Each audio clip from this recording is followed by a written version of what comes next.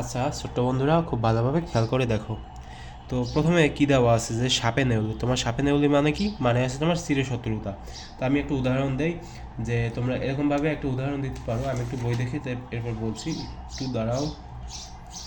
তো দু ভাইয়ের যে সাপে নেউলি সম্পর্ক, তাতে কেউ কারো কথা শুনবে বলে মনে হয় না। তোমরা এরকমভাবে একটা উদাহরণ কিন্তু দিতেই পারো। আর এই যে নেউল, নেউল মানে কি বলো তো, বেজি আছে না, বেজি, সেটাকে মূলত নেউল বলা হয়। আচ্ছা গেল। এরপর আছে তোমার সোনাই সোহাগা। সোনাই সোহাগা মানে কি, মানে আছে চমৎকার মিলন। মানে কোনো কিছুতে যদি মিলে যায় তাহলে আমরা বলতে পারি সোনাই সোহাগা, ঠিক আছে। আচ্ছা এরপরে আছে তোমার সোনার হরিণ, মানে কি, মানে আছে তোমার দুর্লভ বস্তু।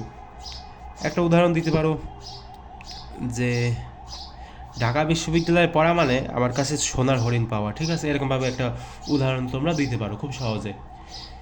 আচ্ছা এরপরে কি বলা যায়, মানে এরপরে কি আছে দেখো তো, হজা বড়ালা। হজা বড়ালা মানে কি, মানে আছে তোমার এলোমেলো।